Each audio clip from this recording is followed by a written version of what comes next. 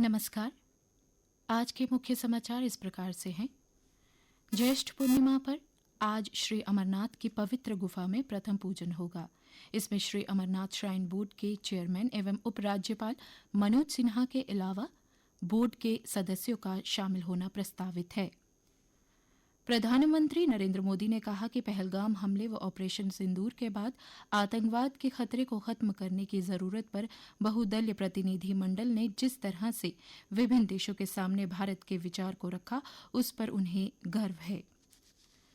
रक्षा मंत्री राजनाथ सिंह ने आतंकवाद के खिलाफ लड़ाई में संयुक्त राष्ट्र यूएन की नीतियों पर सवाल उठाया। उन्होंने कहा, यूएन उम्मीद कर रहा है कि पाकिस्तान आतंकवाद के खिलाफ लड़ाई में वैश्विक समुदाय का नेतृत्व करेगा, जबकि ये आतंकवाद की नर्सरी है।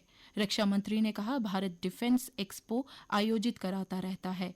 ऑपरेशन सिंदूर एक रियल टाइम डिफेंस एक्सपो था। उन्होंने कहा कि एक दिन पूरा कश्मीर एक होगा। जल्द पीओके भी कहेगा कि मैं भी भारत हूं। प्रधानमंत्री ग्राम सड़क योजना के चौथे चरण की शुरुआत जम्मू कश्मीर से होगी। केंद्रीय ग्रामीण विकास मंत्रालय ने 316 सड़कों के लिए 4,224 करोड़ रुपए की स्वीकृति दी है। उपराज्यपाल मनोज सिन्हा ने प्रधानमंत्री नरेंद्र मोदी व ग्रामीण विकास मंत्री शिवराज सिंह चौहान का आभार जताया है।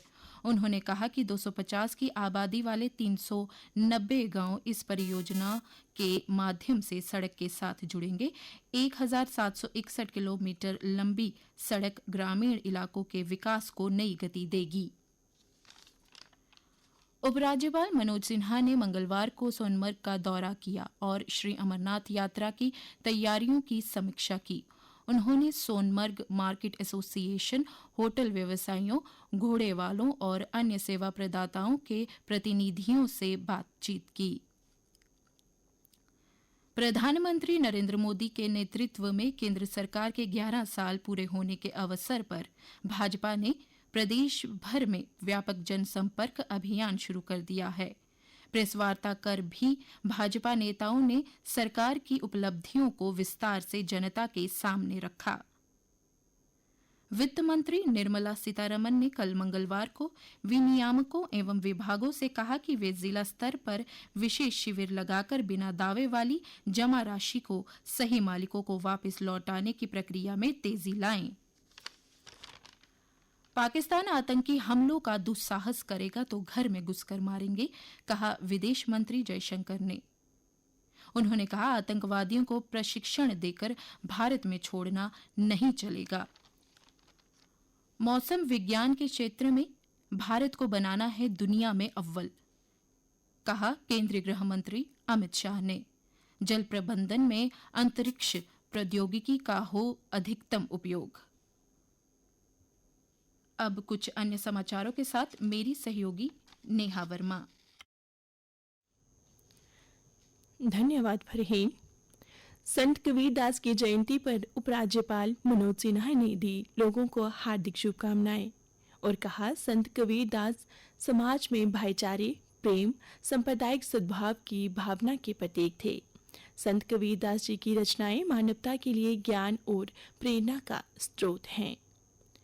राजस्व विभाग में नायब तहसीलदारों की भर्ती में उर्दू की अनिवार्यता और आरक्षण पर छात्रों में आक्रोश।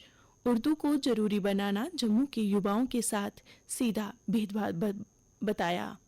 अखिल भारतीय विद्यार्थी परिषद से जुड़े छात्रों ने कहा, ओपन कैटेगरी के लिए 75 में से केवल 30 ही पद हैं जो बर्दाश्त नहीं किया जा सकता। जम्मू विश्वविद्यालय की एकेडमिक काउंसिल बैठक 15 जून को होने जा रही है।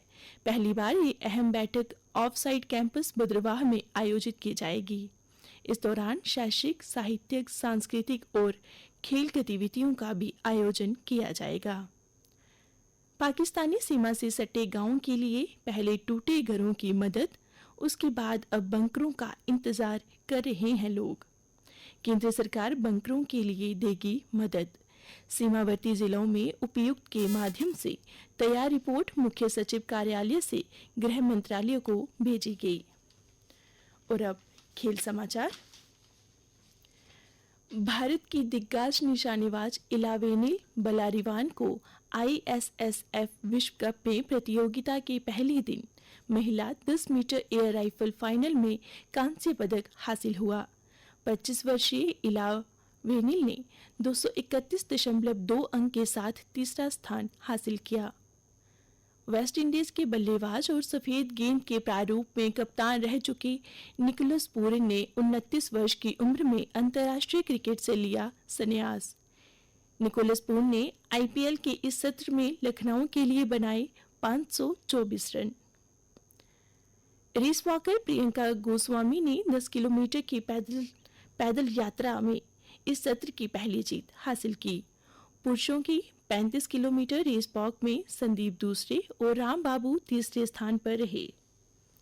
आज विश्व टेस्ट चैंपियनशिप का फाइनल मुकाबला दक्षिण अफ्रीका और ऑस्ट्रेलिया के बीच खेला जाएगा। और अब जानते हैं मौसम का हाल। मौसम विज्ञान केंद्र श्रीनगर के अनुसार अगले 2 दिन यानी 12 जून तक गर्मी से राहत नहीं मिलेगी। लू के साथ गर्म हवाएं जारी रहेंगी।